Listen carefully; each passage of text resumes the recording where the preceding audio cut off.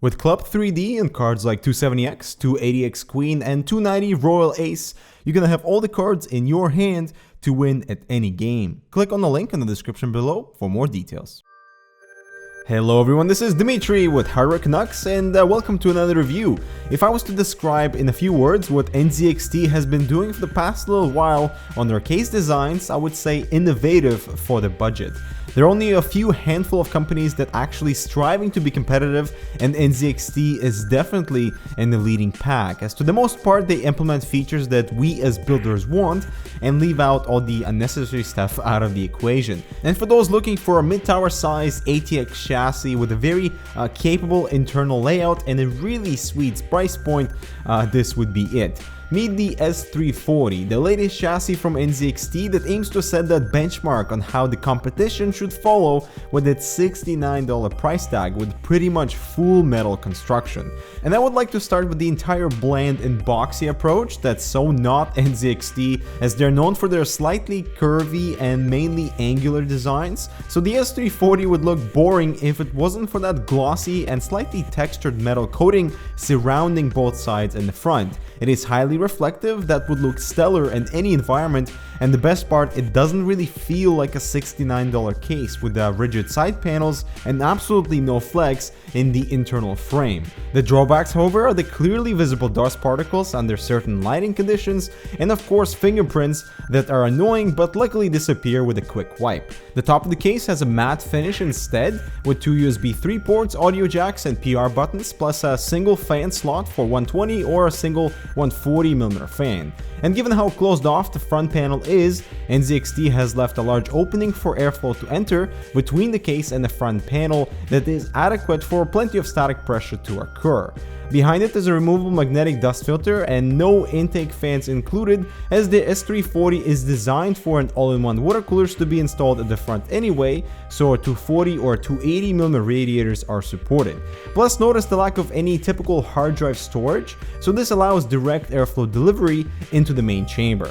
The side window follows that fully boxy layout as well that would showcase the internals beautifully, although the panel scratched way too easily. You can see it here under direct sunlight. But here's a close-up of me lightly running my dull nail through it, and if you aren't worried yet, the worst part that it doesn't come off. So NZXT really should rethink the plastic used for the side panel for something more sturdy and better quality. On a better note though, the thumb screws stay with the panel so you never lose them, and I would love for this to become the standard on all cases where possible. Plus, the included power supply bracket has the same implementation, just lovely.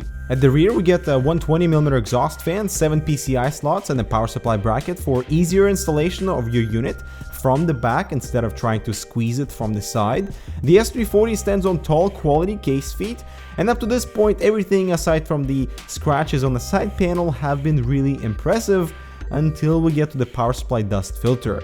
We get this awesome magnetic filter at the front, but they sure had to cut corners somewhere with this flabby mesh thingy, so I'm not impressed.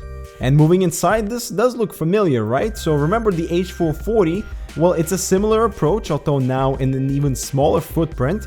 We still get two SSD brackets along with appropriate cutouts coming from the chamber below for appropriate cable management. Plus, I love the utilization of the space for the drives, and SSDs are then showcased through the window, and replacement is also super simple. Power supply goes to the bottom, and since there's nothing on the way, really long units are still compatible, with a few cable tie points on the floor to really clean things up. In front of the power supply we find a hard drive cage for two 3.5-inch drives only, as there are no caddies, and instead you mount these mechanical drives directly onto the metal cage without any rubber padding included, so this means potential audible vibrations might arise from your basement. Below the cage there is an additional space for cables, but mounting holes for 2.5-inch and 3.5-inch drives as well in case you need extra storage.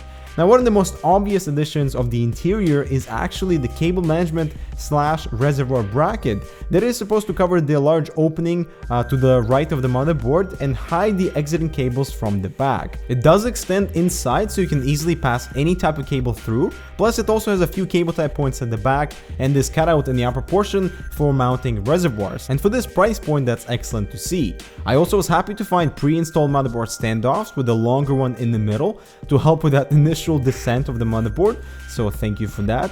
And we have a total of 39 centimeters of clearance for a GPU until we hit the front of the case, and this clearance will be reduced based on the thickness of the radiator and the fan that you will install at the front. Now for the first build, I used their X41 cooler. This is a 140mm all-in-one, and the cable management bracket was actually on the way of installation since the spacing between the bracket and the frame is only 60mm. So keep that in mind, as otherwise you'll have to remove the bracket to have clearance for any thicker radiator plus fan combos.